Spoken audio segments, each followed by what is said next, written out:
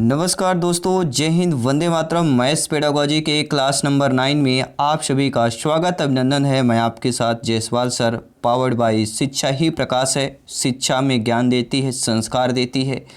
और maths pedagogy के class number 9 में साथियों, क्लास नंबर 9 में 15 बेहतरीन पेडागोजी के क्वेश्चन करने जा रहे हैं। और हर एक क्लास में हम 15 बेहतरीन प्रश्न करते हैं, क्वेश्चन करते हैं, वो भी आपके सिलेबस के अकॉर्डिंग, एग्जाम पैटर्न के अकॉर्डिंग। तो चलिए शुरुआत करते हैं 15 प्रश्नों की क्लास की। और इसके पहले वाली क्लास आपने नहीं देखा है तो चैनल को सब्सक्राइब करें। अपनी टीटी फैमिली शिक्षक भर्ती के चैनल को सब्सक्राइब करें ताकि हर एक क्लास, हर एक नोटिफिकेशन आपको मिलता रहे। फ्री ऑफ कॉस्ट आप लोग की तैयारी बेहतरीन अच्छे तरीके से कर सकें और आउट ऑफ 150 में से 125 प्लस जो है स्कोर यहाँ पर आप लोग प्राप्त कर सकें। तो चलिए शुरुआत करते हैं मैथ्स पेडागोजी के क्लास नंबर 9 का पहला प्रश्न। कौन सा कार्य अध्यापक से संबंधित नहीं है? नेगेटिव, नकारात्मक प्रश्न है और ये काफ़ी बार टीटी एग्जाम में यह पूछा गया प्रश्न है कि कौन सा कार्य अध्यापक से संबंधित नहीं है। देखिए, योजना बनाना, मार्गदर्शन करना, शिक्षण कार्य, ये तीनों अध्यापक के संबंधित हैं क्योंकि आप सभी लोग ज्ञानी, सब व्याख्याता लोग हैं, भावी अध्यापक अध्यापिकाएँ हैं। तो योजना बनाना, मार्गदर्शन, शिक्षण, ये तीनों अध्यापक से संबंधित है और बजट बनाना यह अध्यापक का कार्य नहीं होता। इसलिए according two questions right option number D option सही हो जाएगा। दूसरा प्रश्न है दोस्तों, मनुष्य के जीवन की गतिविधियों में गणित का सर्वाधिक उपयोग होता है, वह है सांस्कृतिक, मनोवैज्ञानिक, सामाजिक, आर्थिक। इनमें से दो प्रश्न क्लियर होंगे जो बहुत सारे आपके कन्फ्यूज भी होंगे। यह प्रश्न आपको कन्फ्यूज ही करता है, तो पूरे क्लियर की बात करेंगे। इस क्वेश्चन को हम क्लियर आंसर आपको बताएंगे। मनुष्य के जीवन की गतिविधियों में गणित का सर्वाधिक उपयोग देखिए सामाजिक और आर्थिक दोनों रूप में होता है। ठीक है, अगर दोनों में दिया हो तो दोनों करना है, वरना ज़्यादातर तो आर्थिक रूप में होता है, सामाजिक रूप में होता है। मान लीजिए आर्थिक ऑप्शन ना दिया हो तो फिर आपको सामाजिक पे करना है, और सामाजिक आर्थिक दोनों ऑप्शन दिए हो तो आर्थिक में करना है, और दोनों दिए हो एक साथ तो फिर सामाजिक आर्थिक दोनों कर लेना है। तो यहाँ पर हमारा आर्थिक, यहाँ पर डी ऑप्शन सही हो जाएगा क्योंकि जो गणित का तर्क विषय है वह गणनाओं का विज्ञान है। गणनाओं का उपयोग आर्थिक गतिविधियों और सामाजिक क्रियाकलापों दोनों में होता है। अतः मनुष्य के जीवन का आर्थिक और सामाजिक गतिविधियों में गणित का सर्वाधिक उपयोग होता है। तीसरा प्रश्न आइए स्क्रीन पर, क्या प्रश्न पूछा जा रहा है। एक रचनात्मक कक्षा में शिक्षकों को निम्न में से क्या नहीं करना चाहिए। यानी आप मान लीजिए आपकी एक रचनात्मक कक्षा है, आपकी नियुक्ति होती है, आप कक्षा में जाते हैं, आपकी एक रचनात्मक कक्षा है, तो आप उस कक्षा में क्या नहीं करेंगे या क्या नहीं करना चाहिए। विद्यार्थियों को प्रश्न को हल ढूंढने के लिए अपनी नीतियाँ विकसित करने देना, विद्यार्थियों को सूत्र रटने के लिए कहना, ऐसी परिस्थितियाँ बनाना जिसमें विद्यार्थी खोजने में प्रवृत्त हो, या ऑप्शन नंबर डी, विद्यार्थियों को गणितीय साधनों में अपने अर्थ को बताने देना या अर्थ बनाने देना। तो साथियों, एक रचनात्मक कक्षा है, क्लास है, और आपको क्या नहीं करना चाहिए, आपको विद्यार्थियों को सूत्र जो है या फार्मूले जो होते हैं उनको रटने के लिए नहीं कहना चाहिए, क्योंकि रटना सभी को पता है पेडागोजी में यह नकारात्मक माना जाता है क्योंकि रचनात्मक कक्षा है और रचनात्मक में रटना जो है मना है। तो बी ऑप्शन यहाँ पर सही हो जाएगा। अगला प्रश्न है बहुत ही अच्छा, लाजवाब प्रश्न आप लोगों की स्क्रीन पर है और ऐसा प्रश्न आपके एग्जाम पर पूछा जाता है। आइए जान लेते हैं कैसा प्रश्न है। देखिए, एक शिक्षक ने ब्लैक बोर्ड पर क्या लिखा, 29 गुणे 4 ज्ञात कीजिए। मान लीजिए आप बच्चों को पढ़ा रहे हैं और बच्चों को ऐसे प्रश्न पूछे जाते हैं टीटी एग्जाम में, एक या दो प्रश्न जरूर आते हैं, तो इस प्रश्न को अच्छे तरीके से समझिएगा। शिक्षक ने एक ब्लैक बोर्ड पर लिखा 29 गुणे 4 ज्ञात कीजिए। एक विद्यार्थी ने अपनी अभ्यास पुस्तिका को 24 गुणे 7 उतारा और नीचे दर्शाए अनुसार हल किया। किस तरह आप लोग देख पा रहे हैं, फिर 2 लिखा, फिर नीचे 27 लिखा, गुणे 4 लिखा और नीचे 108 लिख दिया। तो शिक्षक द्वारा जो है यहाँ पर विद्यार्थियों को 0 अंक देना चाहिए, उस विद्यार्थी को कक्षा में सतर्क रहने का कहकर 0 अंक देना चाहिए, उस विद्यार्थी को 5 अंकों में से 3 अंक देने चाहिए, या ये कारण जानने का प्रयास करना चाहिए कि विद्यार्थी ने प्रश्न को गलत क्यों उतारा तथा उसे सही प्रक्रिया के लिए पूरे 5 अंक देने चाहिए। बिल्कुल सही बात है, डी ऑप्शन है। कारण जानने का प्रयास करें और गलत क्यों उतारा है, और सही प्रक्रिया के लिए अगर किया हो तो वह 5 अंक देने चाहिए। डी ऑप्शन सही होगा। और आपके अकॉर्डिंग कौन सा ऑप्शन होना चाहिए आप लोग भी बता सकते हैं फीडबैक के माध्यम से, क्योंकि आपका कमेंट यहाँ पर सर्वोपरि है। हर एक शिक्षक बंधु है, गृहिणी का हर एक भाई बहन का कमेंट यहाँ पर सर्वोपरि है, सभी कमेंट करेंगे। 5वां प्रश्न है, वास्तविक जिंदगी से गणित का संबंध बनाने के लिए और अंतर विषयों को विकसित करने के लिए निम्नलिखित में से किन मूल्यांकन योजनाओं का उपयोग किया जा सकता है? क्षेत्रीय भ्रमण, मौखिक परीक्षा, हिल कारपत्रक, सर्वेक्षण, परियोजना, अंकसूची, संरक्षण समझ, क्षेत्रीय भ्रमण, मौखिक परीक्षा, जांच सूची, क्षेत्रीय भ्रमण, सर्वेक्षण और परियोजना। सभी जानते समझते हैं। देखिए, वास्तविक जिंदगी से गणित का संबंध बनाने के लिए और अंतर विषयों को विकसित करने के लिए इनमें से जिन मूल्यांकन योजनाओं का उपयोग किया जा सकता है वह क्षेत्रीय भ्रमण, सर्वेक्षण और परियोजना। ध्यान दीजिएगा। 6वां प्रश्न आप लोगों की स्क्रीन पर है, बेहतरीन लाजवाब प्रश्न है। कक्षा 4 के अधिकतर शिक्षार्थी सोचते हैं कि दो संख्याओं के गुणन से प्राप्त संख्या सदैव दोनों संख्याओं से बड़ी होती है। आप यह कैसे प्रदर्शित करेंगे? यह सदैव सत्य नहीं होता है। एक पूर्ण संख्या एक भिन्न के गुणन की कला विधि को संख्या रेखा पर प्रदर्शित करके, इसी संख्याओं को बार बार योग के द्वारा प्रदर्शित करके, दो दशमलव संख्याओं के गुणन की कलन विधि अपनी प्रदर्शित करने के, या आप कह सकते हैं ग्रिड पेपर दो दशमलव संख्याओं के गुणन को प्रदर्शित करके। 4 बेहतरीन लाजवाब ऑप्शन दिए गए, तो समझिएगा प्रश्न को। देखिए, कक्षा 4 के अधिकतर विद्यार्थी क्या सोचते हैं कि दो संख्याओं के गुणन से प्राप्त संख्या सदैव दोनों संख्याओं से बड़ी होगी। सही बात है, अगर 2 गुणे 3 करेंगे 2 3 6 दोनों संख्याओं से 6 बड़ी है। तो आप ये कैसे प्रदर्शित करेंगे कि सदैव सत्य नहीं होता है? कैसे प्रदर्शित करेंगे? ग्रिड पेपर पर दो दशमलव संख्याओं के गुणन को प्रदर्शित कर आप यह कर सकते हैं, क्योंकि कक्षा 4 के विद्यार्थियों को दिखा सकते हैं कि यह कथन सदैव सत्य नहीं होता अकॉर्डिंग टू ग्रिड पेपर। 7वां प्रश्न है, कौन सा कथन सही दिया गया है? स्टेटमेंट कौन सा सही दिया गया है कि संख्या 9 के बाद शून्य सा परिचय दिया जाना चाहिए, स्थानीय मान सिखाते समय शून्य का परिचय दिया जाना चाहिए, पढ़ाई जाने वाली प्रथम संख्या शून्य होती है, संख्या ज्ञान विकसित होने के बाद शून्य का परिचय दिया जाना चाहिए। यानी बच्चों में जो है संख्या ज्ञान विकसित होने के बाद शून्य का परिचय दिया जाना चाहिए। क्या करेंगे? देखिए, सही कथन यही कि बच्चों में संख्या ज्ञान विकसित होने के बाद ही शून्य का परिचय दिया जाए। अगर 1 2 3 4 5 6 हमें ये संख्या का ज्ञान हो गया, फिर इसके बाद हम पता कि इनको शून्य लग जाएगा तो वह कितना हो जाता है? 10 गुना बढ़ जाता है। किसी भी संख्या में अगर सिंगल है, एक अंक की संख्या है, उसमें हम अगर शून्य कर देते हैं तो वह 10 गुना संख्या का मान बढ़ जाता है।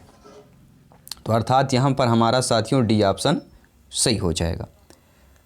अगला प्रश्न दिया गया है, 2 या उससे अधिक 2 विमाओं वाली वस्तुओं के मापों क्षेत्रफल की तुलना करने के लिए निम्नलिखित में से कौन सा एक सर्वाधिक उपयुक्त होगा? अप्रमाणिक इकाइयों का प्रयोग, आकलन, प्रेक्षण या अध्यारोपण। सभी कमेंट करें।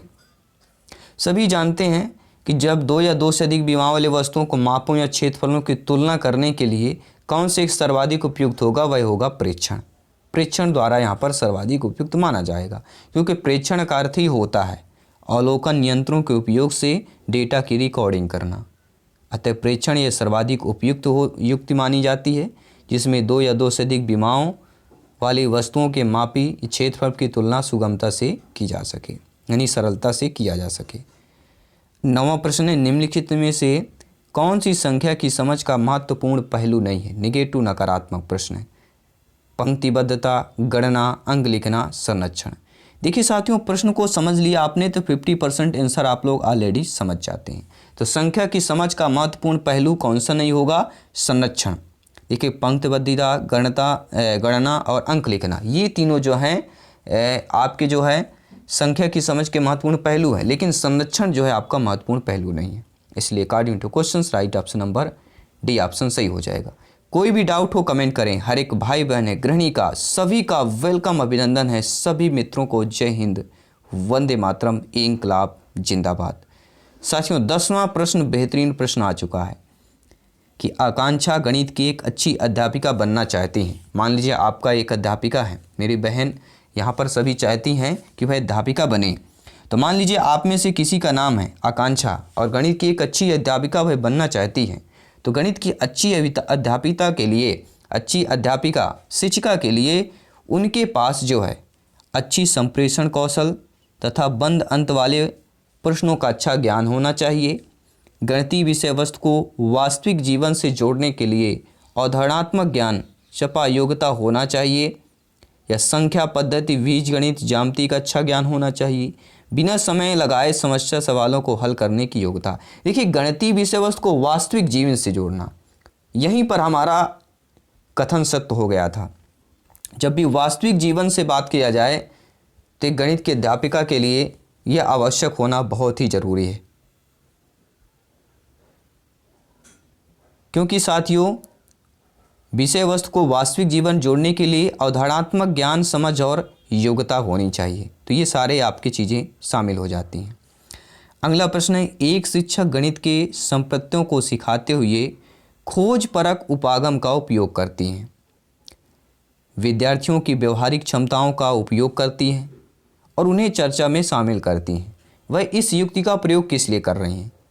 एक शिक्षिका जो है गणित में संपत्तियों को सिखाते हुए खोज परक उपागम का उपयोग करती हैं।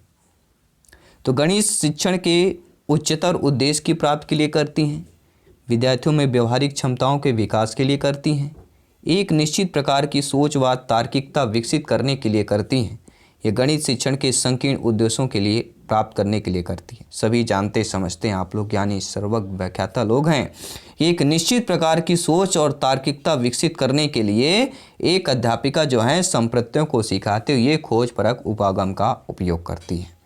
सी ऑप्शन यहाँ पर सही हो जाएगा। ये सारे नोट्स पीडीएफ फाइल आपको टेलीग्राम पर अपलोड हो जाएंगे। टेलीग्राम पर सर्च करना है वल्लीवन शिक्षक भर्ती चैनल जायसवाल कोचिंग सेंटर। मानसिक गणित संबंधी गतिविधियों का महत्वपूर्ण क्यों होता है? जो मानसिक गणित संबंधी गतिविधियां जो होती हैं वो महत्वपूर्ण होती हैं, क्योंकि वह निम्नलिखित में से किसी एक अवसर उपलब्ध कराती हैं। कौन सा अवसर उपलब्ध कराती हैं?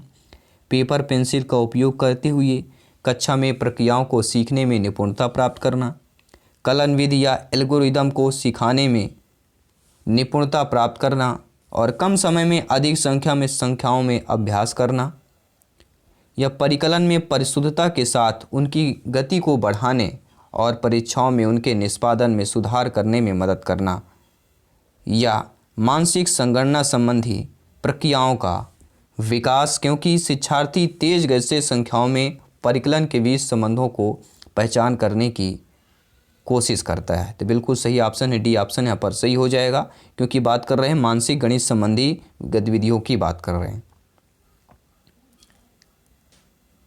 अगला प्रश्न है साथियों, स्क्रीन पर दिया गया है कि कक्षा 3 में एक शिक्षक विद्यार्थियों को 4562 और 728 का योग करने के लिए कहता है। एक शिक्षार्थी प्रश्न के उत्तर में इस प्रकार लिखता है, 4562 धन 228 बराबर 11842। यह प्रक्रिया यह दर्शाती कि बच्चे में किसकी कमी है। 4 ऑप्शन दिए गए हैं, स्थानीय मान की, पुनः समूहीकरण द्वारा योग कौशल की, योग के सही क्रम की, योग के कौशल की। देखिए, बच्चे में जो कमी है वह स्थानीय मान की अवधारणा में कमी है। जो यहाँ पर देख सकते हैं, कोई बच्चा अगर 4562 प्लस 228 और यहाँ पे मान 11842 लिख रहा है, मतलब वह स्थानीय मान का उसके पास ज्ञान नहीं है।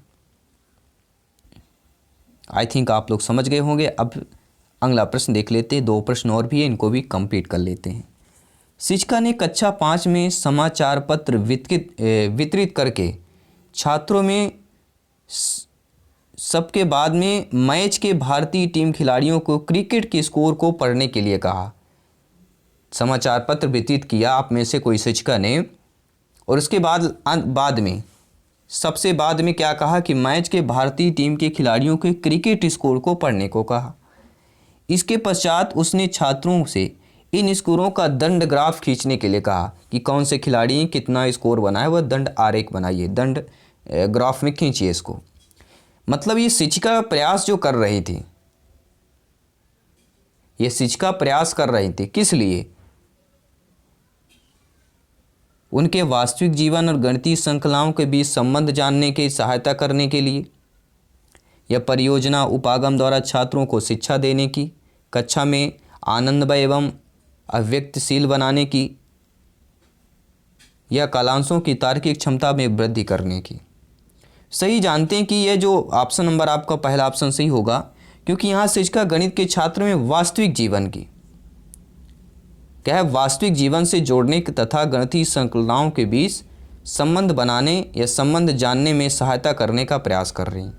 तो पहला ऑप्शन सही हो जाएगा। और अगला प्रश्न आप लोगों की स्क्रीन पर है, 15वां प्रश्न आप लोगों की स्क्रीन पर है। क्या प्रश्न है? नीचे दिए गए चित्र में कुल कितने आगृत हैं, उपरोक्त प्रश्न जांच कर रहा है। अब देखिए आप लोगों की स्क्रीन पर एक पिक दिखाई होगी, उस पिक पर देखिएगा, यहाँ पर आपको एक पिक दिखाई दे रही है। तो इस पिक्चर में देखिए लिखा हुआ है, ड्राइंग बॉक्स बना हुआ है, कितने आयत है। यहाँ पे आगृत नहीं लिखा, मिसप्रिंट हुआ है, यहाँ पर क्या है, आयत लिखा हुआ है। ठीक है, क्या लिखा हुआ है? कितने आयत हैं। उपरोक्त प्रश्न क्या जांच कर रहा है? शिक्षार्थी के ज्ञान की, शिक्षार्थी के समझ या बोधगम्यता की, शिक्षार्थी की सृजनात्मकता की, या शिक्षार्थी के याद करने की शक्ति को जांच कर रहा है। देखिए जो आपके चित्र में दिखाई दे रहा है कि ये कितने आयत हैं, ये शिक्षार्थी के समझ और बोधगम्यता की जांच कर रहा है। तो बी ऑप्शन सही हो जाएगा। तो ये दोस्तों महत्वपूर्ण प्रश्न 15 पेडागोजी के। अब नीचे कमेंट बॉक्स में जरूर बताइए आपने 15 में से कितने स्कोर प्राप्त किया और आपको ये क्लास कैसी लगी। और आने वाली हर एक सब्जेक्ट की क्लास चल रही है, ईवीएस की क्लास चल रही है, बेहतरीन क्लास चल रही है। सभी लोग जाके चैनल को विजिट कीजिए, हर एक क्लास ज्वाइन कीजिए, प्लेलिस्ट मिल जाएगी। हर एक क्लास, हर एक सेशन जो है आपको फ्री ऑफ नोट्स मिलेगा और फ्री में सारी क्लासेज हैं। नोट्स भी आपको फ्री में प्रोवाइड करा दिया जाता है। टेलीग्राम के माध्यम से ज्वाइन कीजिए, सर्च करना है जायसवाल कोचिंग सेंटर। सारे PDF फाइल नोट्स आपको फ्री में प्राप्त हो जाएंगे। और मैं जायसवाल सर जल्द मिलता हूँ नेक्स्ट क्लास पर। सभी मित्रों को जय हिंद, वंदे मातरम, धन्यवाद सभी का।